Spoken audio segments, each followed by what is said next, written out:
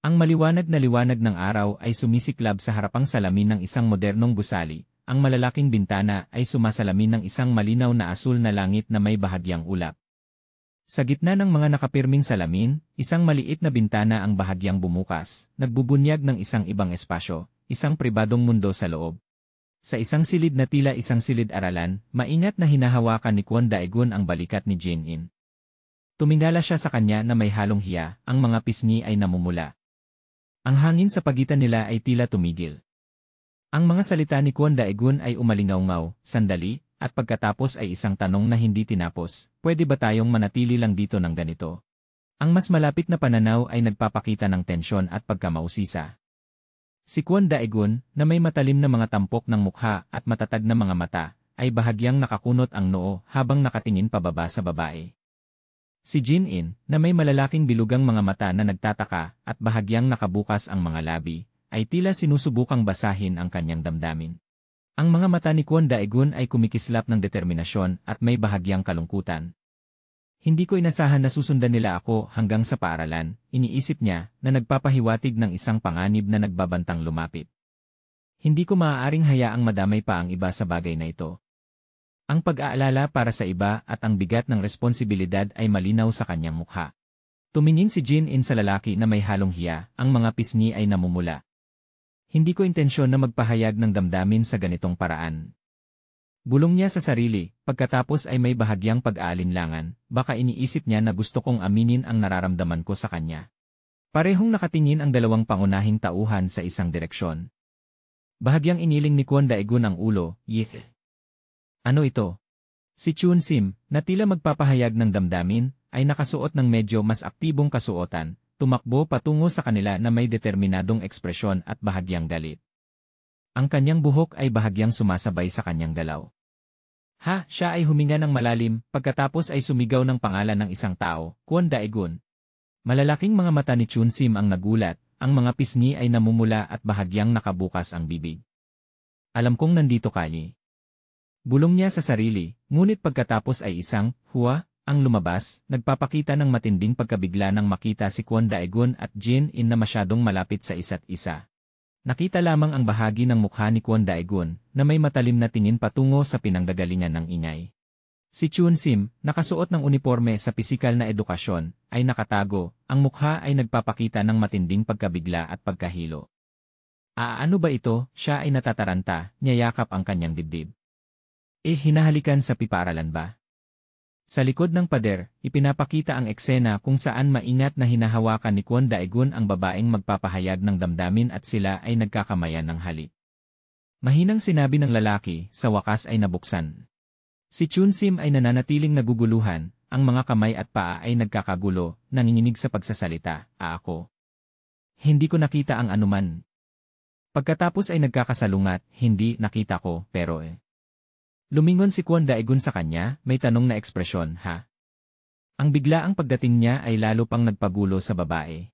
Sinubukan ni Chun Sim na kumalma, iniwagayway ang mga kamay at mumiti ng pilit, ang mga pisngi ay nanatiling namumula. Hindi naman sabi niya na may tinig na pilit nagpapakita ng pagiging komportable. Hindi naman ito kakaiba sa mundo ng mga matatanda, ang mga salita ay tila para aliwin ang sarili at bawasan ang hiya para sa tatlo. Nanatili si Kwon Daegun na may malamig na mukha, bahagyang tumingin kay Chun Sim at pagkatapos ay sa babaeng magpapahayag ng damdamin. Nagpatuloy si Chun Sim na maguluhan, bagaman medyo matapang para sa isang first-year student. Ang kanyang sinabi ay parang puna sa kilos ng dalawa. Ang babaeng magpapahayag ng damdamin, na nakatayo sa tabi ni Kwon Daegun, ay bahagyang nagtanong na may pagkagulat, ano ba ang sinasabi mo? Pagkatapos ng sandaling pagkabigla, tila nais nang umalis si Jin-in. Mukhang abala ka ngayon. Uuna na ako, sabi niya kay Kwon Daegun, may bahagyang pag-iwas sa mata. Tiningnan siya ni Kwon Daegun at muling sinabi, hindi ba sinabi mong may gusto kang aminin sa akin? Ang mga salita niya ay nagpigil sa kanya, na nagpapaalala ng isang hindi pa natatapos na layunin. Bahagyang hinaplos ni Jin-in ang kanyang buhok, ang mga mata ay nakatingin sa malayo, may bahagyang ngiti.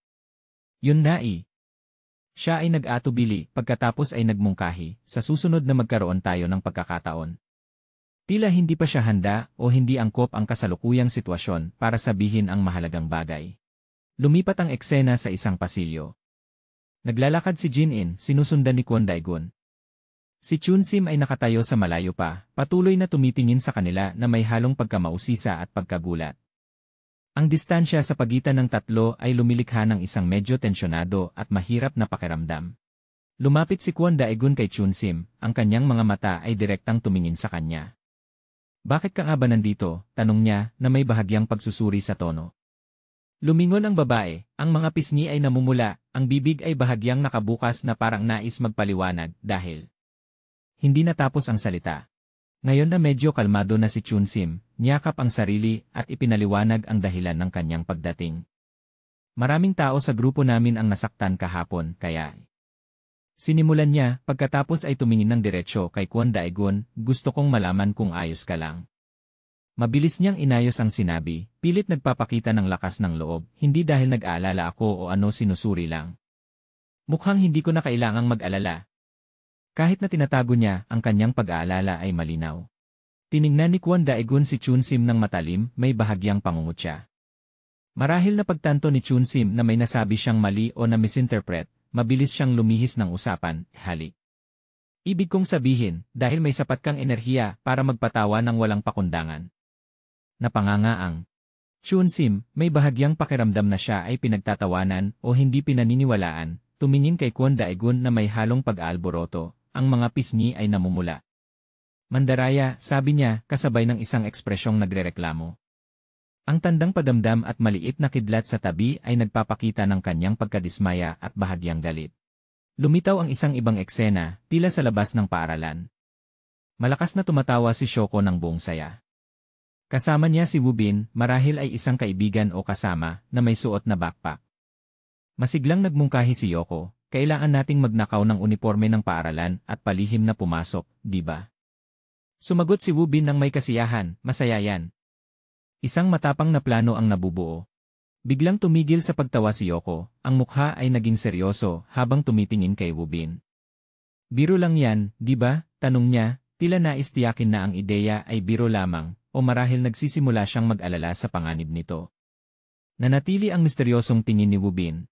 Hinawakan ni Yoko ang kamay ni Woo-bin, ang mukha ay puno ng pagkabahala at ang tinig ay puno ng pag-aalala. "Alam kong nagmamadali ka, pero paano mo magagawa yan sa harap ng maraming tao?" sigaw niya. "Marami pa akong gustong gawin dito sa Korea."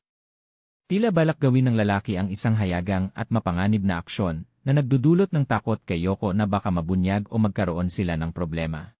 Sa isang biglaang at malakas na kilos, niyangat ni Yoko si Woo-bin sa kanyang balikat at nagsimulang tumakbo. "Marami pa akong gustong gawin. Hindi pa ako nakakain," sigaw niya, tila naghahanap ng nakakatawang dahilan para magpatumpik-tumpik. "Umalis muna tayo. Lalapitan natin siya kapag nag-iisa na." Mula sa malayo, pinagmamasdan ni Kwon Dae-gun, tila siya ang target ng dalawa. Bumalik kay Chun-sim. Tumingin siya kay Kwon Dae-gun na may halong pagkagulat, ang mga mata ay malalaki. "Ha?" sigaw niya, pagkatapos ay nagpatuloy ng may pagkabalisa, "Kaya pala ang mga sinasabi ng mga tao." Tila nakarinig siya ng isang bagay mula kay Kwon Dae-gun na nagpapalito sa mga naunang chismis. Si Kwon Dae-gun, na nakasuot ng eleganteng bestida at puting kamiseta na hindi nakasara ang pinakamataas na buttons, ay nakatayo sa harap ni Chun-sim. Matibay niyang sinabi, "Chismis lang yan." Tiningnan siya ni Chun-sim, ang mga mata ay may bahagyang pagduda, at diretsong nagtanong, "Ibig mong sabihin hindi ka naglilinlang?" Matibay na sumagot si Kwon Dae-gun, "Wala akong kinalaman sa kahit sino." Bahagyang huminga ng maluwag si Chun-sim, inilagay ang kamay sa dibdib, ang mukha ay mas magaan ang pakiramdam. "Yes, la. Ayos naman pala ni." Bulong niya. Sa sandaling iyon, isang matipuno na lalaki na nakasuot ng puting masikip na kamiseta at may suot na salamin ang lumitaw mula sa likuran. "Nandito pala kayo," sabi ng lalaki na may seryosong tono na nakatuon kay Kwon Dae-gun. Iniabot ng matipuno na lalaki ang isang cellphone kay Kwon Dae-gun. "Sagutin mo," iniutos niya. Parehong tumingin si Kwon Dae-gun at Chun-sim sa lalaki nang may pagkabigla. Isang malaking tandang pananong ang lumitaw sa ulo ng babae, nagpapakita ng pagkamausisa at hindi pag-unawa sa nangyayari. Kinuha ni Kwon Dae-gun ang telepono at inilapit sa tenga. "Hagon?" tanong niya sa telepono, tila nakikipag-usap sa isang mahalagang tao o may kaugnayan sa isang organisasyon. Ang matipuno niyang kasama ay nakatayo sa tabi, nagpapatunay. Nakatayo pa rin si Chunsim roon, tahimik na nagmamasid. Habang nakikinig pa rin sa telepono si Kwon Daegun, bahagyang tumingin siya palabas ng pinto o pasilyo na may seryosong ekspresyon. Sagot niya sa kabilang linya, pagkatapos ay nagtanong ng may pag-aalala at tensyon, sobra ba ang mga sugat nila? Ang tawag na ito ay tila nagdadala ng hindi magandang balita, maaaring may kinalaman sa mga taong mahalaga sa kanya o isang mapanganib na sitwasyon. Ang tagapagbigay ng impormasyon na may pulang kayumangging buhok, may hikaw sa tenga, na may matatag na mukha, ay nakikipag-usap sa telepono kay Kwon Daegun. Sinabi niya ng may katiyakan, sinasabi ko ito bilang pag-iingat lang, pero hindi si Bongyun yon. Ipinapahiwatig nito na may nangyaring insidente at nais niyang linawin na ang salarin ay hindi si Bongyun. Sa silid ng ospital, si Yeowul, ang puting buhok na binatang may sugat, may benda sa kamay at nakapulupot sa ulo, ay nakaupo sa kama na may galit na mukha. Sumigaw siya, pinutol ang tagapagbigay ng impormasyon. Kahit wala si Mood doon, hindi naman sila ganoon kahina para matalo ng mga yon. Tumugon ang tagapagbigay ng impormasyon ng mas malalim ang boses, siya nga ay. Mukhang pinag-uusapan nila ang tungkol sa isang gulo at ang lakas ng mga taong sangkot. Galit na galit si Yeowul na halos sumugod, sumigaw ng malakas, ang gago niyan. Ngunit hinawakan siya ng iba, marahil ay nurse o kaibigan. Pinayuhan siya ng taong iyon, kailangan mong kalmahin ang sarili mo. Sa kabilang linya, narinig ng tagapagbigay ng impormasyon ang ingay at nagtanong, maingay. Ano nang sabi mo? Mukhang tensyonado at magulo ang sitwasyon. Nagpatuloy ang tagapagbigay ng impormasyon sa tawag, may matalim na tingin, mukhang nakuha mo na rin ang pangkalahatang ideya. Nahandle na siya ni Eraser. Ang pangalang Eraser ay nagpapahiwatig ng isang lubhang mapanganib na kalaban na kayang pahinain ang iba ng madali. Lumipat ang eksena kay Kwon Daegun, patuloy siyang nakikinig sa telepono na may malalim na ekspresyon. Nagulat ang tagapagbigay ng impormasyon, tinanong niya ako tungkol sa impormasyon mo. Patuloy na nakikinig si Kwon Daegun, hindi nagpapakita ng emosyon. Sinabi pa ng tagapagbigay, kaya malapit na silang maghanap sayo. Hindi ko eksaktong alam ang nangyayari, ang babalang ito ay nagpapakita ng bagong panganib na direktang nakatuon kay Kwon Daegun. Pinagtibay pa ng tagapagbigay, pero hindi sila si Mod. Batay sa mga nakalap ko, nililinaw nito na ang kalaban ngayon ay ibang puwersa, hindi ang Mod Club na maaaring nakaharap na ni Kwon Daegun noon. Bumalik sa tagapagbigay ng impormasyon na may pulang kayumangging buhok, seryoso ang mukha, habang nagbibigay ng huling babala kay Kwon Daegun sa telepono, gumagamit sila ng immersion, tulad mo. Mag-ingat ka.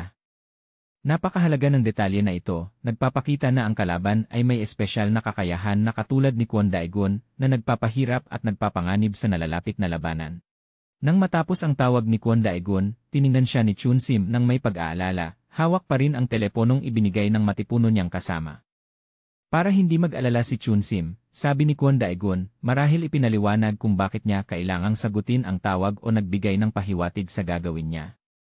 Mabilis na nagtanong ang dalaga, ano nang sinabi niya? Seryoso ba ang nangyari? Hindi agad sumagot si Kwon Daegun, sa halip, mahinahong inilagay niya ang kamay sa ulo ni Chunsim, isang kilos na tila pampakalma o pagpapakita ng malasakit. Tumingala si Chunsim sa kanya, bahagyang napasinghap ng siya.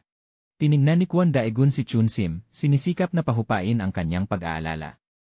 Gaano man ito kaseryoso, sabi niya, tila kalmado ang tono. Hindi mo kailangang mag-alala para sa akin. Nais niyang iparamdam na kaya niyang harapin ang lahat ng bagay. Bagamat may halong kaba, sinubukan ni Chunsim na maging matatag at may bahagyang tampo. Sige na nga, sigaw niya ng malakas, nilingon ang likod kay Kwon Daegun. Sino ba ang mag-aalala sa'yo? Dagdag pa niya, sige, alis na ako. Bagamat matatag ang mga salita, ang pagliko at mahigpit na pagkakahawak sa kamay ay nagpapakita na may malasakit pa rin siya. Pagkatapos umalis ni Kwon Daegun, nag-isa si Chunsim, namumula ang mukha at may halo-halong emosyon. Ano to? Anong nangyari sa kanya? Sigaw niya nang walang magawa, mahigpit na nakakahawak. Wah! Para sa isang mas batang lalaki pa naman. Mukhang ang kilos at ugali ni Kwon Daegun ay nagdulot sa kanya ng galit at kakaibang damdamin. Sa ibang silid, marahil opisina o pribadong kwarto, nag-isa si Kwon Daegun, hinahaplos ang buhok na may pagod at malalim na pag-isip. Swerte naman, naisip niya, hindi nila gustong palakihin ang isyu noong nakaraan. Iniisip niya ang antas ng panganib ng bagong kalaban at ang mga susunod na hakbang. Ang mga mata ni Kwon Daegun ay naging matalim, may bahagyang ngiti na puno ng kahulugan sa labi. Kaya, tanong niya sa sarili, ang trabaho ko ay hayaan silang hanapin ako. Tila wala siyang balak umiwas, bagkus nais niyang harapin ang hamon ng kusa. Lumipat ang eksena sa paaralan, may mga berdeng puno at modernong gusali ng silid-aralan sa ilalim ng asul na langit. Isang kampanilya o anunsyo ang tumunog, tapos na ang klase, na nagsasaad ng pagtatapos ng araw ng pag-aaral. Sa loob ng silid-aralan, sinusubukan ni kaibigang may gintong buhok na gisingin si kaibigang mataba na nakatulog sa mesa. Hoy, gising na. Tapos na ang klase, sabi niya. Tamad naman tong sagot ni kaibigang mataba. Sa likuran, naghahanda na ring umalis sina Kwon Daegun at Manho. Hinabol ni kaibigang may gintong buhok sina Kwon Daegun at Manho. Daegun, sandali, tawag niya. Tara, maglaro tayo. Ang biglang paanyaya ay nagpapakita ng matalik na pagkakaibigan nila, kahit na madalas si Daegun ay tila malamig. Bahagyang lumingon si Kwon Daegun, isinabit ang bag sa balikat. Uwi muna ako ngayon, sabi niya ng kalmado, ngunit matatag. May gagawin akong mag-isa. Tinanggihan niya ang paanyaya, nagpapahiwatig na nakatuon siya sa isang mahalagang plano o misyon, marahil may kinalaman sa mga bagong kaaway na nakatutok sa kanya. Tumingin sina kaibigang may gintong buhok at kaibigang mataba kay Kwon Daegun ng may pagkabigla at kuryosidad. Sige na nga eh. Sabi ni kaibigang may gintong buhok, ngunit may halong pagdududa ang mukha. Tinanong ni kaibigang mataba, ha? May nangyari ba? Tila naramdaman nila ang kakaibang ugali ni Daegun. Si Manho, nakasama ni Daegun mula sa loob ng klase, ay nakatawid ang mga braso na may malalim na pag-isip. Alam ba ng iba? Tanong niya sa sarili, pagkatapos ay sinabi ng mas matatag, bagamat may ideya ako. Mukhang may bahagyang palatandaan siya tungkol sa dahilan ng kakaibang kilos ni Daegun at ang pagnanais nitong mag-isa. Lumitaw ang isang tahimik na eskinita, may mga lumang pader na gawa sa ladrilyo, mga bentilasyon at mga kable na magkakabit-kabit. Ang huling sikat ng araw ay tumatagos, lumilikha ng mga anino at liwanag. Mukhang isang liblib na lugar ito na bihirang daanan ng tao. Naglalakad ng mag-isa si Kwon Daegun, may dalang bag sa balikat, sa eskinita. Nag-iisa at puno ng determinasyon ang kanyang anyo. Ang mga yapak niya ay umalingaw sa tahimik na paligid, na nagpapalakas ng misteryo at tensyon sa eksena. Malapitan ang mukha ni Kwon Daegun, matalim at matatag ang mga mata, nakatingin ng diretsyo sa harap. Malamig ang ekspresyon, ngunit may taglay na pag-iisip at kahandaan na harapin ang anumang darating. Ipinapakita ang ibang anggulo na naglalakad si Kwon Daegun sa tabi ng mga pader na may mga lumang kagamitan pang-industriya. Nanatili siyang kalmado at nakatuon, tila naghahanap ng isang partikular na lugar o naghihintay ng isang bagay. Huminto si Kwon Daegun, mabilis na nilingon ang paligid. Sapat na itong lugar para sa pribadong usapan, naisip niya. Pinili niya ang isang liblib na lugar, marahil para isagawa ang kanyang plano o harapin ang kalaban ng walang istorbo. Biglang may napansin si Kwon Daegun na isang bagay na hindi inaasahan. Dapat sana ay bulong niya, ngunit nagulat siya at napailing, ano nang ginagawa niyo dito? Sa harap niya, sa loob ng isang malaking basurahan, naroon si kaibigang may gintong buhok at si Manho na palihim na nagtatago, ang isa ay may suot pang plastik na kahon sa ulo. Si kaibigang mataba ay nakatayo na nakatalikod, tila nagbabantay. Si Manho, na may suot pa ring plastik na kahon, ay tumingin kay Kwon Daegun ng medyo nahihiya ngunit pilit na nagpapakatatag. Daegun, sabi niya, akala mo ba haharang kami sayo? Tila sinusubaybayan nila si Kwon Daegun dahil nag-aalala sila para sa kanya. Nagpatuloy si Manho, na may mas taos-pusong tono, kaya mo ba talagang mag-isa? Tumingin siya ng diretsyo kay Kwon Daegun, nagpapakita ng malasakit. Sigurado akong makakatulong kami. Ayaw nilang iwan si Kwon Daegun na harapin mag-isa ang panganib. Tumingin si Kwon Daegun sa kanyang mga kaibigan, may halong damdamin ang mga mata niya. Nag-atubili siya, pero tila nagdadalawang isip pa siya, ayaw niyang madamay sila sa problema niya. Huminga siya ng malalim, isinusuot muli ang kanyang backpack. Ayokong madamay. Huminga ng malalim si Kwon Daegun, isinusuot muli ang kanyang backpack. Ayokong madamay kayo. Sabi niya may bahid ng pagsisisi. Pumutol si Manho, nag-iisa kang pupunta sa library, di ba? Ang biglaang tanong ay nagpatahimik kay Kwon Daegun, tila tinamaan sa punto. Nakatayo na ngayon ang buong grupo sa isang eskinita. Nagulat si kaibigang may gintong buhok, hindi ko akalain na ang eskinitang ito pala ang shortcut papunta sa library. Hindi ko alam yan. Sagot ni Kwon Daegun, na nanatiling malamig ang mukha, para sa nalalapit na pagsusulit, di ba? Sinubukan niyang baguhin ang usapan, itinago ang tunay niyang layunin. Nagkaway-kaway ang mga kaibigan ni Kwon Daegun, nagtatawanan. Sa ganitong mga pagkakataon, dapat tayong magtulungan, sabi ng isa. Na, di ba, tugon ng isa pa. Nagpatuloy si Manho, nagbanggit ng kasabihan, ang isang sanga ay madaling mabali, pero ang isang buo ay hindi. Ipinakita nila ang diwa ng pagkakaisa at determinasyon na tulungan si Kwon Daegun, kahit na pilit niyang itinatago ang sikreto. Lumingon si Kwon Daegun, nakatingin sa malayo. Isip niya, marahil kaya ni Daegun. Ngunit nag-alala siya, kung maambush ako ng ganito, madadamay sila. Kitang-kita ang kanyang panloob na salungatan, sa pagitan ng pagnanais na ayusin ang sarili niyang problema at ang pag-aalala para sa kaligtasan ng mga kaibigan. Dumating na sila sa harap ng isang gusali na tila library. Patuloy pa rin ang pag-isip ni Kwon Daegun, pero siguro hindi nila ako ambushin kung maraming tao sa paligid. Sinusuri niya ang sitwasyon. May isang kaibigan na nagsabi, pero wala akong libro. Mabilis namang sumagot ang isa pa, marami naman dyan. Sa loob ng library, sinisikap pa rin ni Kwon Daegun na makalayo sa grupo. Dapat humanap ako ng pagkakataon para makaalis, iniisip niya. Sa pagkakataong iyon, dumating ang dalawang babaeng estudyante, isang may mahabang buhok at si Seo Ji-in na may maikling buhok at suot salamin. Nagulat ang mga kaibigan ni Kwon Daegun, wow! Dito rin kayo mag-aaral. Mabilis na sumagot si kaibigang may gintong buhok sa dalawang babae, dito kami para tulungan si Daegun mag-aral. Tumingin si Seo Ji-in sa kanila, nagtatanong ng may kuryosidad, nasaan ang mga backpack ninyo? Ang tanong ay nagdulot ng kaunting pagkabahala sa grupo ni Kwon Daegun. Tinignan siya ng kaibigan ni Seo Ji-in nang may pagdududa, pwede kaya, lumapit si Seo Ji-in at bumulong ng sapat para marinig ng lahat. Alam niyo ba na si Seo Ji-in ay nanguna sa buong paaralan? Napukaw nito ang atensyon ng lahat, lalo na ng grupo ni Kwon Daegun. Tumili si kaibigang may gintong buhok ng masaya, itinaas ang hinlalaki, wow! Ang galing! Tumingin siya kay Seo Ji-in, kaya tulungan mo kami. Ang biglaang alok na ito ay nagdulot ng dagdag na sakit ng ulo kay Kwon Daegun na nakatayo sa likod na may pagod na mukha. Lumitaw ang pintuan ng library na may nakasulat na Ian's Dan Funin sa itaas. Ang liwanag mula sa loob ay nagpapakita ng isang lugar na para sa mga estudyante. Lumitaw ang pintuan ng library na may nakasulat na Ian's Dan Funin sa itaas. Ang liwanag mula sa loob ay nagpapakita ng isang lugar na para sa mga estudyante. Sa information desk ng library, isang lalaking empleyado na may salamin at suot na asul na damit ang humarang sa grupo ni Kwon Daegun. Mga kabataan lang ang pinapayagang pumasok dito, anunsyo niya. Nagulat si kaibigang mataba, ha? Sagot niya, na may bahagyang inis at maluwag ang kurbata, sa empleyado ng library, naka-uniforme naman akong estudyante. Hindi natitinig ang empleyado, seryosong sagot, hindi ibig sabihin na naka-uniforme ka ay makakapasok ka. Tila hindi akma ang hitsura ng kaibigan sa mata ng empleyado bilang isang kabataan.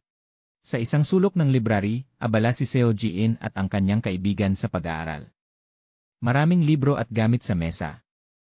Seryoso silang nagrerepaso, hindi pinapansin ang paligid.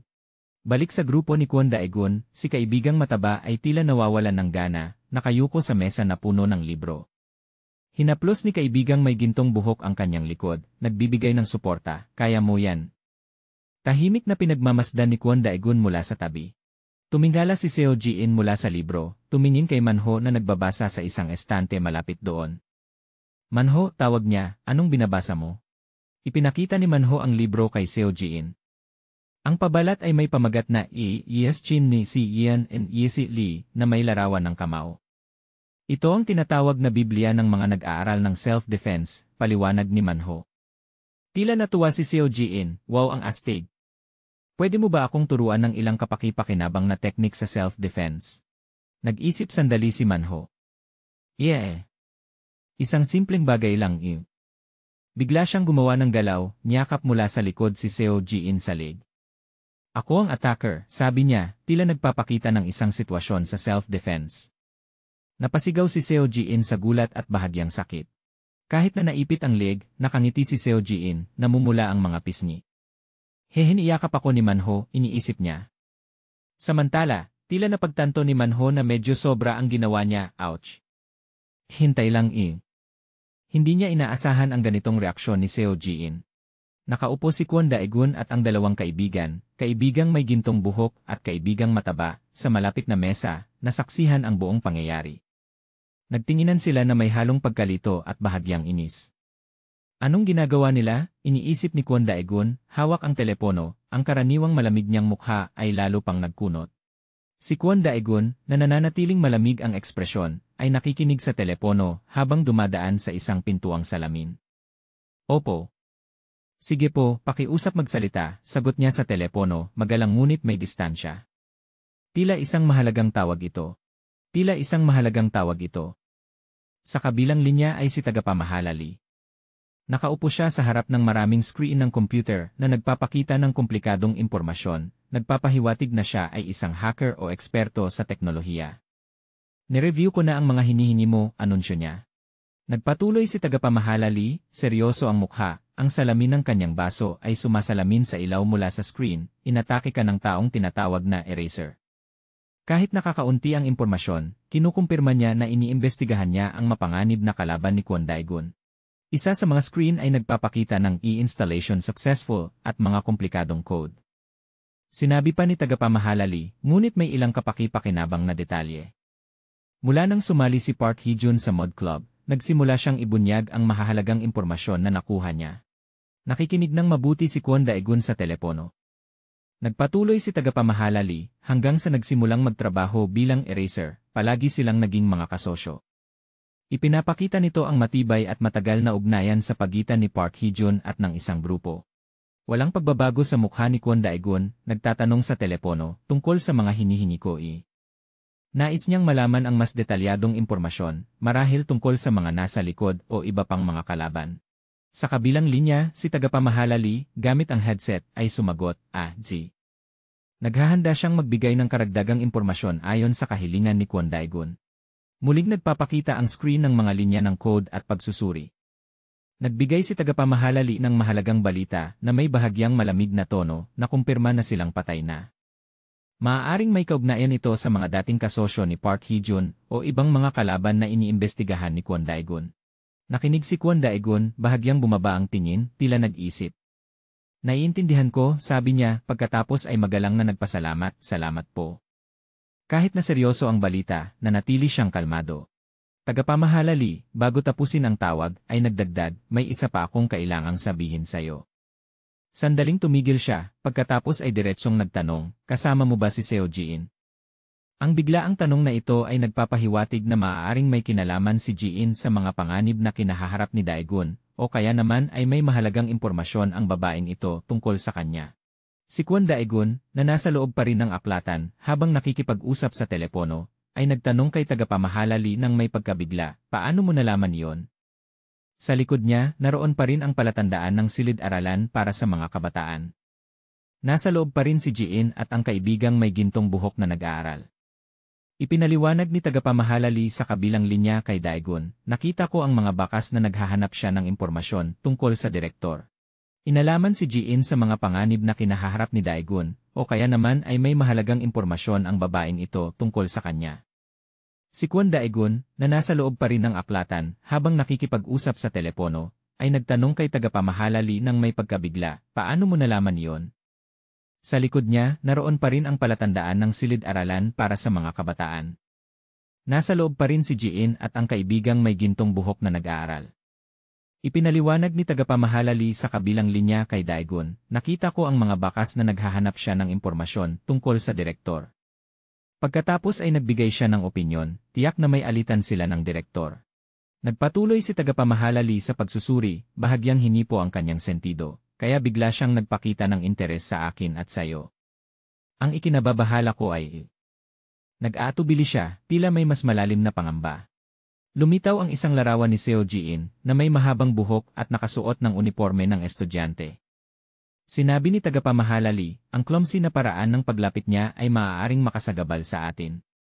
Pinuna niya na ang kilos ni Ji-in ay maaaring magdulot ng panganib sa kanilang plano. Nakikinig si Kwon Daegun na ang mukha ay naging maseryoso.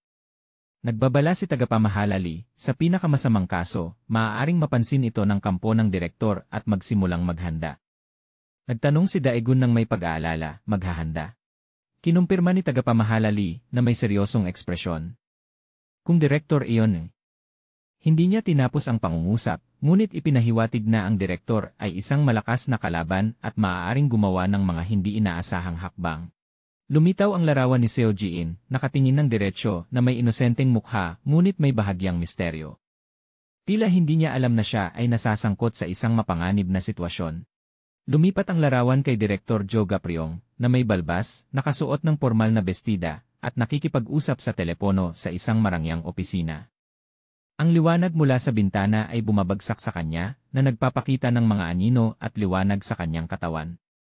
Siya ang makapangyarihan at misteryosong tauhan na kanilang tinutukoy. Lumitaw ang isang palatandaan na si Andre Vingaption sa harap ng isang gusali sa gabi. Tila may kaugnayan ito sa nakaraan ng direktor o sa isang lihim. Lumabas ang isang lumang artikulo na may malaking pamagat na pag-upo bilang ikalawang henerasyong direktor Jo Ga-pryong ng Jumryong Educational Organization. Isinulat sa artikulo ang tungkol kay Direktor Jo Ga-pryong na dating namahala sa Gapcheon Orphanage, na naging ikalawang henerasyong direktor ng Jumryong Educational Organization at nangakong ipagpapatuloy ang layunin ng tagapagtatag upang itaas ang organisasyon sa mas mataas na antas. Ipinapakita ng impormasyong ito ang nakaraan at ugnayan ni Direktor Jo Ga-pryong sa Gapcheon Orphanage. Sa isang madilim na bar, ang tauhan na may mahabang buhok ng direktor, na may malalakas na kalamnan at nakasuot ng masikip na itim na shirt, ay nakaupo na nakatalikod habang nakikipag-usap sa telepono. Opo, Direktor, sagot niya ng may paggalang. Ang tauhan na may mahabang buhok ng direktor, na may matulis na mukha, ay may hawak na lighter. Sa likod niya, maraming kalalakihan na. Sa isang madilim na bar, ang tauhan na may mahabang buhok ng direktor, na may malalakas na kalamnan at nakasuot ng masikip na itim na shirt, ay nakaupo na nakatalikod habang nakikipag-usap sa telepono. Opo, Direktor, sagot niya ng may paggalang. Ang tauhan na may mahabang buhok ng direktor, na may matulis na mukha, ay may hawak na lighter. Sa likod niya, maraming kalalakihan na may malalakas na katawan ang nagsasanay ng pisikal na ehersisyo. Sinabi niya sa telepono, maraming talim ang nakatago sa loob ng espada. Basta sabihin mo lang ang bahagi ng trabaho. Ipinapakita ng mga salita ang kahandaan at lakas ng kampo ng direktor. Inilapag ni Direktor Jo Ga-pryong ang isang maliit na baso ng alak sa mesa. Kaya may nangyaring ganito. Naiintindihan ko na eh. Sabi niya ng may malalim na boses, tila naunawaan na ang sitwasyon. Nagpatuloy ang tauhan na may mahabang buhok ng direktor sa tawag, na may mapanganib na ekspresyon at may tatoo ng balahibo sa dibdib. Isang bahagi ng trabaho na tila akma sayo. Ang pahayag na ito ay maaaring tumukoy sa isang partikular na misyon, at ang ikaw dito ay maaaring isang asasin o ibang tauhan. Lumitaw ang tanawin ng Ildam Library sa gabi, na may mga bituin sa langit. Ang ilaw mula sa loob ng aklatan ay naglalabas ng tahimik ngunit misteryosong atmosfera. Sa loob ng aklatan, ang kaibigang may gintong buhok, kaibigang mataba, at si Manho kasama si Ji-in ay nag-aaral. Tiningnan ng kaibigang may gintong buhok ang paligid at nagtanong, hindi pa ba bumabalik si Daegun? Nagtaka ang kaibigang mataba, baka mahilig siyang magtagal sa banyo. Nakatayo si Kwon Daegun sa harap ni Seo Ji-in, na nakaupo ng mag-isa sa mesa at nakatuon sa pagbabasa. Ang hangin sa pagitan nila ay seryoso. Naalala ni Kwon Daegun ang sinabi ni tagapamahalali sa telepono, mas mabuti kung kasama mo siya. Tiningnan niya si Ji-in ng may komplikadong ekspresyon, tila pinag-iisipan ang isang bagay. Patuloy na nakatungo si Seo Ji-in sa pagbabasa, hindi batid ang iniisip ni Daegun. Nag-isip si Daegun, kailangan kong makipag-usap sa kanya. Nagpasya siyang linawin ang ilang bagay kay Ji-in. Lumiko si Kwon Daegun at sa likod niya ay ang malabong imahe ni tagapamahalali. Sinabi niya sa telepono, pupunta ako doon agad. Pagkatapos ay nag-utos, pakiusap, manatili ka sa kanya para magbantay. Nag-aalala siya para sa kaligtasan ni Ji-in at nais tiyakin na siya ay protektado. Tumingala si Seo Ji-in, ang kanyang malalaking mata ay nagniningning ng kuryosidad at bahagyang pagkagulat. Tila naramdaman niya ang kakaibang bagay mula kay Kwon Daegun o sa tawag niya. Lumiko si Ji-in at tumingin sa mga estante ng aklat sa aklatan. Marahil ay hinahanap niya si Kwon Daegun o sinusubukang pakinggan ang pag-uusap niya. Matapos tapusin ang tawag, nakatayo si Kwon Daegun sa gitna ng mga estante, may mga kamay na nakalagay sa bulsa ng pantalon. Sinabi niya kay Ji-in ng seryoso, tungkol sa kaibigan mo, hahanapin ko pa ang iba pang impormasyon. Ipinapakita ng mga salita na may mga pagdududa o pangamba pa siya tungkol sa kaibigang Ji-in. Ang mga mata ni Kwon Daegun ay nagpakita ng pagkadismaya o pagtanggap. Naisip niya, ano ba talaga ang inaasahan ko Tila umaasa siya sa ibang resulta o mas simpleng katotohanan. Lumitaw ang isang peres ng itim na sapatos mula sa likod ng estante, dahan-dahang lumalapit. Ang mga hakbang ay mahinahon ngunit puno ng kahulugan, nagpapahiwatig ng pagdating ng isang tao. Nagbantay si Kwon Daegun at tumingin sa pagitan ng mga libro. Napansin niya ang Woo Bin na sumusubaybay sa kanya. Ang matalim na tingin ni Daegun ay nagpapakita na napansin na niya ang panganib. Lumiko si Woo Bin at naglakad papasok pa sa loob ng aklatan. Tahimik na sinundan ni Kwon Daegun, pinananatili ang distansya. Nagsimula ang isang tahimik na habulan. Ang kamay ni Kwon Daegun o ni Woo Bin ay humipo sa isang switch ng kuryente. May narinig na maliit na tunog, nagpapahiwatig ng isang gagawing aksyon. Biglang namatay ang ilaw sa aklatan, at ang paligid ay nalubog sa dilim. Nagulat si Kwon Daegun, ano? Hindi niya inaasahan ang mabilis na pagkilos ng kalaban. Sa dilim, ang mukha ni Kwon Daegun ay nagpapakita ng tensyon. Isang boses, marahil mula sa kaibigan niya o kay Ji-in, ang sumigaw ng may takot, nawalan tayo ng kuryente. Bulong ni Daegun, nawalan ng kuryente. Napagtanto niya na mas komplikado ang sitwasyon kaysa sa inaakala niya. Mula sa mataas na anggulo, nakatayo si Kwon Daegun sa gitna ng madilim na mga estante ng aklatan, nakatingala, handa at alerto sa anumang maaaring mangyari. Isang biglaang tunog ang nagulat kay Daegun at siya ay lumingon. Ang mga libro sa estante ay nahulog, nagdulot ng magulong tanawin. Nagulat siya at nagbantay. Agad na sumugod ang isang kamao mula sa dilim, patungo sa mukha ni Daegun. Agad siyang tumugon, iniling ang ulo upang umiwas. Ang umaatake ay si Woo Bin na sumusubaybay sa kanya mula pa noong una.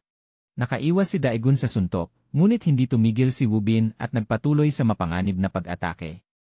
Lumipad ang mga libro sa paligid habang naglalaban sila ng matindi sa pagitan ng mga estante.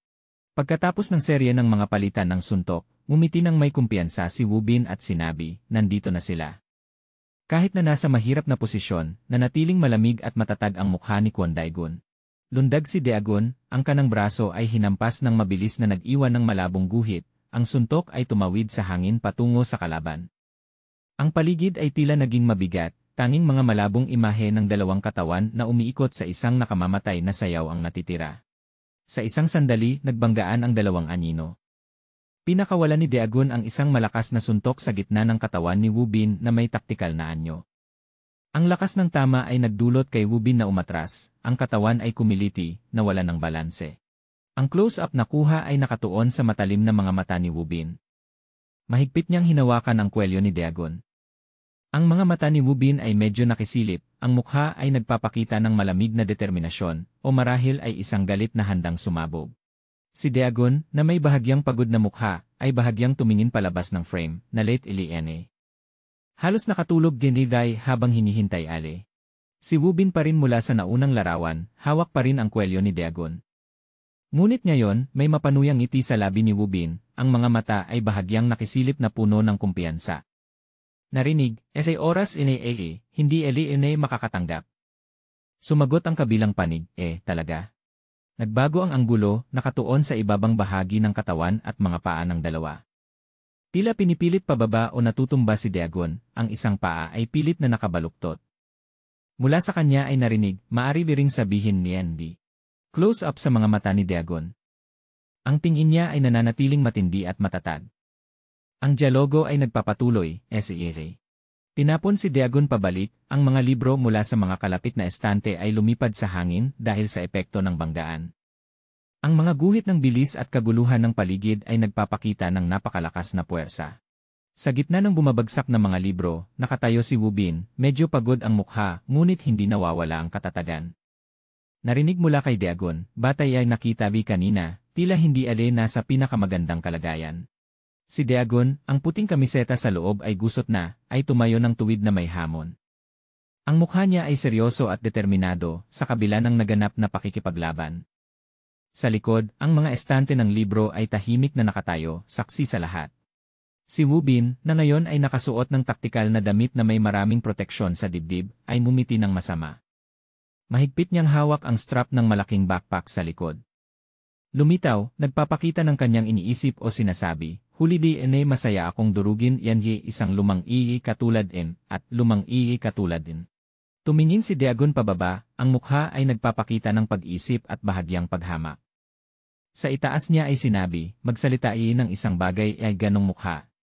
Sumagot mula sa ibaba, kakilala. Isang batang babae na may madilim na kayumangging buhok, nakasuot ng itim na leather jacket, ay nakatuon sa nagliliwanag na telepono sa kanyang mga kamay. Tila siya ay nagla-livestream o nagre-record ng isang kaganapan. Narinig mula sa kanya, huwag magdagdagan ng ngeye. Dumaling lang, lead kapwa. Sa itaas ng larawan ay isang malaking pulang-puting teksto.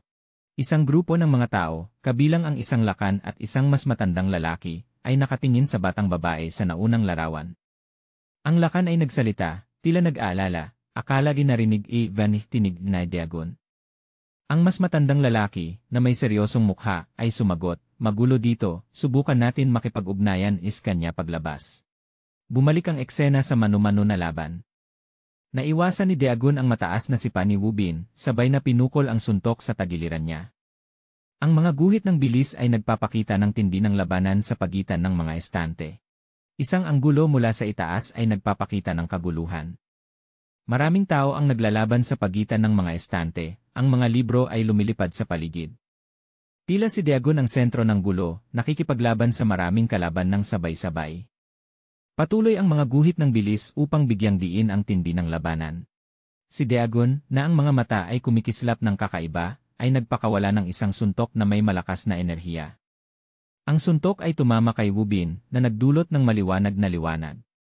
Ang mga piraso at guhit ng bilis ay nagpapakita ng napakalakas na puwersa ng atake. Close-up sa mga mata ni Dagon, isang mata ay patuloy na kumikislap. Pinagtagpi-tagpi niya ang mga kamay, mahigpit ang mga daliri, nagpapakita ng matinding konsentrasyon o paggamit ng isang uri ng kapangyarihan. Tumakbo si Dagon ng mabilis, ang buhok ay lumipad pabalik. Ang kanyang mga mata ay matalim, nakatuon sa target. Isang malaking tandang padamdam at mga guhit ng bilis ang nagpapakita ng biglaan at malakas na kilos. Isang direktang suntok mula kay Dagon ang tumama. Si Wu Bin, na nakikita lamang ang bahagi ng puting kamiseta at kurbata, ay tinamaan ng buo. Ang mga guhit ng bilis ay nagpapakita ng lakas ng banggaan. Si Wu Bin, marahil ang kalaban na tinamaan, ay pilit na humahawak sa itaas ng isang mataas na estante.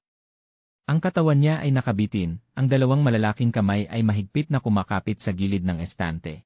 Mula sa pananaw ni Dagon, si Wu Bin ay tila nahihirapan sa tuktok ng estante. Ang mukha ni Wu Bin ay nakatago sa dilim, tanging ang mga kamay ang pilit na kumakapit. Ang mga kumikislap na ilaw sa paligid niya ay maaaring dahil sa mabilis na galaw o isang espesyal na kapangyarihan. Si Dagon, mula sa likod, ay tumatakbo sa pagitan ng dalawang mataas na estante ng libro. Ang malabong ilaw mula sa malayo ay nagpapakita ng iba't ibang kulay ng mga pabalat ng libro. Close-up sa nakatagilid na mukha ni Dagon, nakatingin pababa ng may konsentrasyon. Ang mga estante ng libro na may iba't ibang kulay ay nasa likuran. Isang kamay na may mahabang mga daliri ang dumudulas sa mga pabalat ng kulay kayumanggi pula. Ang madilim na eksena ay nakatuon sa paghahanap o pagpili ng isang partikular na libro. Si Dagon, na ang puting kamiseta ay bahagyang nakikita, ay mabilis na gumagalaw sa pagitan ng mga estante. Ang mukha niya ay nagpapakita ng pagiging alerto at determinasyon. Isang malakas na sipa gamit ang siko ni Dagon ang tumama sa mukha ni Wu Bin. Ang lakas ng tama ay nagdulot kay Wu Bin na umatras, ang mga guhit ay nagpapakita ng biglaang banggaan. Ang mga mata ni Dagon ay kumikislap ng determinasyon. Muling tinapon si Dagon, umiikot sa hangin, ang mga libro ay lumilipad sa paligid niya. Ang posisyon ng pagkawala ng balanse at mga guhit ng bilis ay nagpapakita ng napakalakas na puwersa na nangyari. Close-up sa mga mata ni Dagon. Ang matalim na tingin, walang pag-aalinlangan, nakatuon sa isang hindi matukoy na punto sa labas ng frame. Ang malamig at matatag na mukha ay nagpapakita ng matibay na kalooban. Mula sa likod, si Dagon ay nakatayo sa pagitan ng dalawang mataas na estante ng libro sa isang madilim na aklatan. Bahagyang nakayuko ang ulo, tila nag-iisip o nagmamasid sa isang bagay sa sahig. Tahimik at medyo madilim ang paligid. Ang nakatagilid na mukha ni Dagon ay lumilitaw, ang mga mata niya ay malamig na nakatingin sa isang malabong bagay na mabilis na gumagalaw sa harapan. Narinig mula sa kanya, paggawa ng walang kwentang bagay. Naiwasan ni Dagon ang isang malakas na atake mula kay Wu Bin. Ang mga libro mula sa mga kalapit na estante ay lumipad, ang mga guhit ng bilis ay nagpapakita ng tindi ng labanan. Pareho silang nasa mahigpit na posisyon sa pakikipaglaban. Nagpakawala si Dagon ng isang magandang paikot na sipa, patungo kay Wu Bin. Pilit na tumatayo si Wu Bin matapos ang naunang atake. Mula sa mababang anggulo, si Dagon ay yumuko upang iwasan ang isang mataas na atake mula kay Wu Bin. Ang anino ni Wu Bin at mga guhit ng bilis ay nagpapakita ng malakas na suntok na bumababa. Si Dagon, na ang mga mata ay puting-puti sa nakakakilabot na paraan, ay hinawakan ang kwelyo ni Wu Bin. Pinakawalan niya ang isang direktang suntok sa mukha ni Wu Bin. Mula kay Dagon ay narinig, puno ng galit, gulo ade dito. Natumba si Dagon sa sahig dahil kay Wu Bin. Ang malakas na banggaan ay nagdulot ng pagyuko ng katawan niya, halos tumama ang ulo sa lupa. Close-up sa matalim na mga mata ni Wu Bin. Si Dagon ay bumagsak ng malaya sa hangin, ang katawan ay umiikot, napapalibutan ng mga ulap ng usok o malabong enerhiya. Sa malayo ay mga tuwid na estante ng libro. Ang mga guhit ng bilis ay nagpapakita na bumagsak siya ng mabilis o tinulak ng malakas na puwersa. Malakas na bumagsak si Dagon sa gitna ng mga pira-piraso at maliwanag na liwanag. Ang katawan niya ay gumawa ng isang hukay sa lupa o sahig. Ang mga sinag ng liwanag at mga piraso ay lumilipad, nagpapakita ng isang pagsabog o napakalakas na banggaan na nangyari. Walang larawan bilang 39 na ibinigay. Tumakbo si Wu Bin sa isang basag na salamin na pinto. Ang mga matutulis na piraso ng salamin ay lumipad sa paligid niya. Ang kanyang katawan ay umiikot sa hangin, nagpapakita ng isang malakas na talon o isang malakas na pagtapon. Isang madilim na sasakyan ang tinamaan ng isang bagay mula sa taas, na nagdulot ng maliit na pagsabog sa bubong ng kotse. Usok at mga pira-pirasong basag ang lumipad mula sa punto ng banggaan. Mula sa likod, si Dagon ay nagmamasid sa usok na lumalabas mula sa sasakyan pagkatapos ng banggaan. Makapal na puting usok ang bumabalot sa bubong ng kotse. Si Dagon ay tumatakbo sa tabi ng pader ng isang matataas na gusali sa gabi. Sa ibaba, si Wu Bin ay kumakapit sa pader, sinusubukang umakyat. Ang tanawin ay malabo dahil sa hamog o usok. Si Dagon ay tumalbog sa bubong ng isang sasakyan, yumuko ang mga tuhod upang mabawasan ang impact. Si Wu Bin, na may suot na tactical armor, ay nakatayo malapit, handang lumaban. Ang paradahan ay may iba pang mga sasakyan at mga puno bilang background. Lumabas si Dagon mula sa likod ng sasakyan, papalapit kay Wu Bin. Hindi malinaw ang mukha ni Wu Bin, ngunit tila siya ay nagmamasid kay Dagon. Malapitan ang mukha ni Wu Bin, hawak niya ang harap ng kanyang armor sa dibdib, marahil ay sinusuri o inaayos ito. Nakayuko ang kanyang mukha, hindi malinaw ang ekspresyon. Tumayo si Wu Bin ng tuwid, tumingin kay Dagon at nagsabi, "Tinitignan kita, nagpapalit-palit, ay pagpasok, paglabas, focus." Hindi gay makapaniwala nang ako'y nasasaksi sarili. Malapitan ang mukha ni Wu Bin. Nakakapit ang kanyang mga labi, ang isang pisngi ay namumula at bumabalik sa dati, parang nilulunok ang laway o pinipigilan ang isang damdamin. Nakatayo si Dagon sa harap ni Wu Bin. Mula sa likod balikat ni Wu Bin, nakatuon ang tingin kay Dagon na may matatag na mukha. Lumabas ang profile ni Wu Bin, ang isang bahagi ng buhok ay natatakpan ang noo. Nakatingin siya pababa, bahagyang nakabukas ang bibig. Baka ni. Si Dagon, na may malamig na mukha, ay nakatingin ng diretsyo. Sa likod niya ay isang gusaling tirahan sa gabi. Naririnig ang kanyang boses, hindi ni kayang panatilihin at hayan lang tayong mag-usap pagkatapos ng labanan. Malapitan ang mukha ni Wu Bin, matalim ang tingin, may halong pagdududa o pang-insulto, parang hindi masyadong alam tungkol focus, at nagtatanong kung masasabi nating ay labanan. Nakatayo si Dagon sa gitna ng lungsod sa gabi. Isang maikling usapan, talaga bang gamit focus? Mahalaga kung gamitin ay o hindi. Pareho lang Malapitan ang mukha ni Lakan. Nakangisi siya, may bahagyang pagkairita, at tinitignan kita ng ganito, hindi kayang hayaan nilang. Profile ni Wu Bin, may ekspresyong gulat o pagkadismaya. Madilim ang background na nagpapatingkad sa emosyon niya. Naririnig, tama at wala kang kwenta. Si Dagon, na walang ekspresyon, ay nakatingin ng diretsyo. Sa likod niya ay isang sasakyan at tanawin ng kalye sa gabi. Ipapasari Ben mensahe ay Baki, at mas maliit, marahil tugon ng iba, diyan. Si Dagon ay itinapon pataas, umiikot ang katawan. Si Wu Bin ay sumugod mula sa ibaba, nag-iwan ng malalakas na linya ng bilis. Malapitan si Dagon na nagtutulak ng suntok diretsyo sa harap. Nakatuon ang kanyang mga mata, kitang-kita ang determinasyon sa mukha. Mula sa likod ni Dagon, nakaharap kay Wu Bin, naglunsad siya ng atake na nag-iwan ng mga itim na malabong guhit, parang mga balahibo o isang uri ng madilim na enerhiya.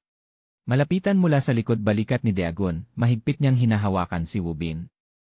Ang itim na buhok ni Wu Bin ay halos natatakpan ang mukha, na ipapakita lamang ang maliit na bahagi nito.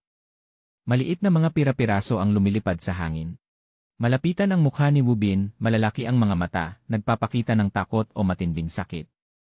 Maliit na kidlat o elektrikal na enerhiya ang pumapalibot sa ulo at buhok niya, nagpapakita ng malakas na atake. Malapitan ang ibabang bahagi ng mukha ni Wu Bin, bukas pa rin ang mga mata na puno ng takot. Isang bilog na may matutulis na tinik sa paligid ang lumilitaw na may nakasulat, "Focus." Si Dagon, na may puting kamiseta sa loob, ay malakas na sumalpok gamit ang balikat kay Wu Bin.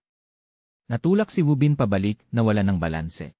Malapitan ang mga mata ni Dagon, malalaki at puno ng matinding determinasyon at bahagyang pagkabaliw.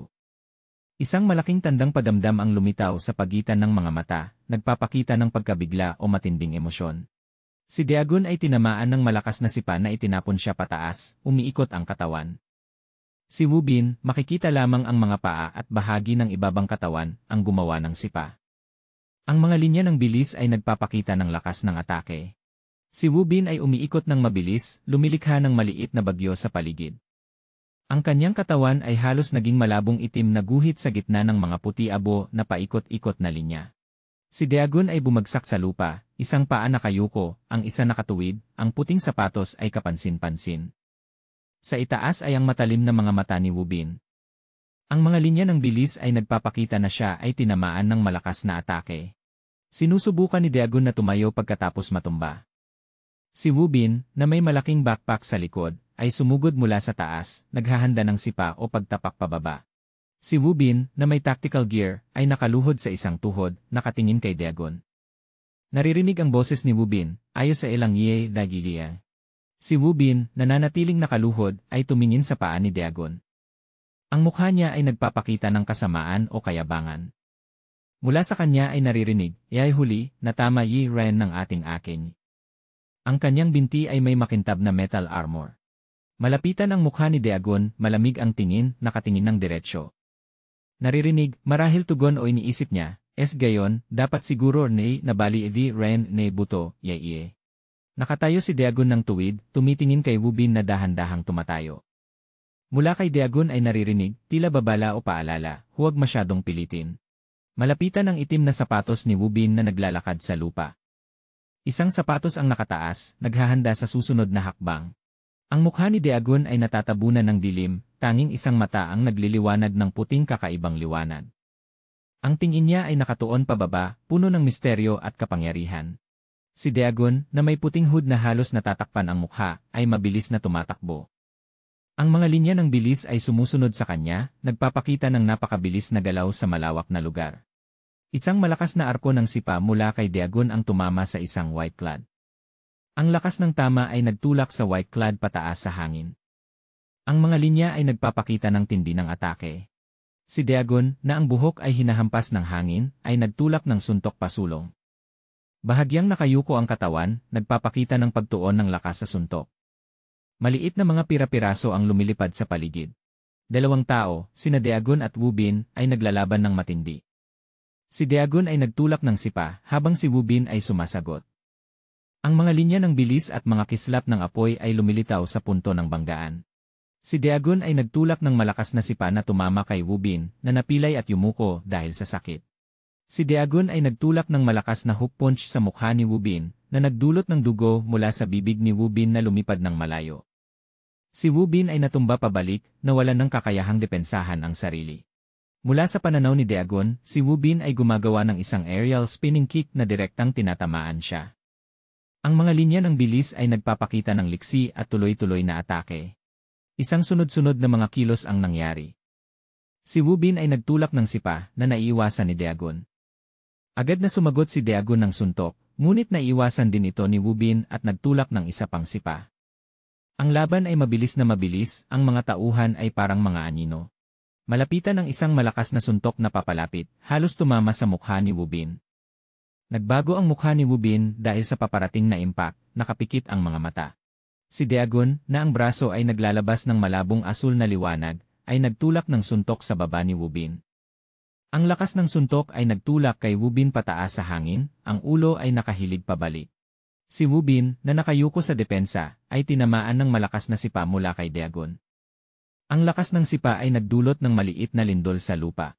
Si Dagon ay tumalo ng mataas, nagtulak ng sipa gamit ang dalawang paa kay Wubin na nakayuko. Tumama ang sipa, nagdulot ng puting liwanag. Sa dilim, isang lilang liwanag na hugis tabak ang bumaba, hinati ang espasyo sa pagitan ni Dagon at Wubin na naglalaban. Si Dagon ay dumulas sa lupa, isang kamay ang sumuporta upang mapanatili ang balanse. Si Wubin ay nakatayo malapit, marahil ay katatapos lang maglunsad ng atake. Si Wubin, dala ang kanyang backpack at baluti, ay naglunsad ng isang malakas na sipa na tumama sa paa ni Dagon.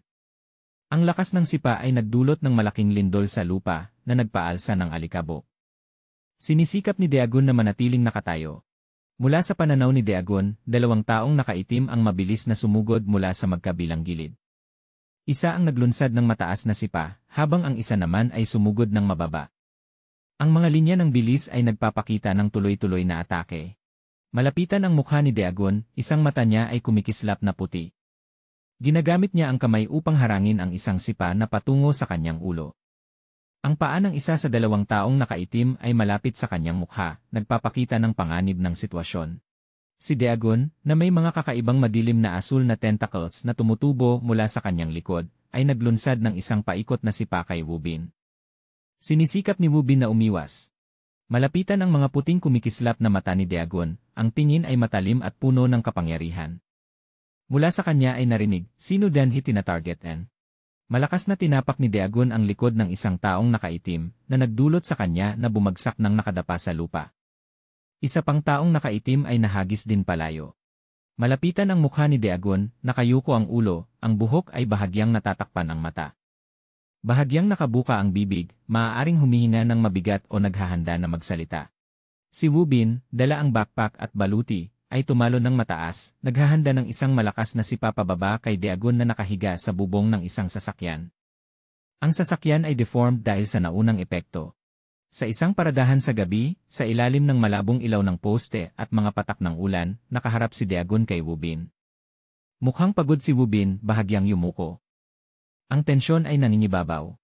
Malapitan ang mukha ni Dagon, nakayuko ang ulo, halos natatakpan ng buhok ang mukha. Ang tanawin ay nalulubog sa dilim, may bahagyang liwanag na sumisilay sa kanyang buhok.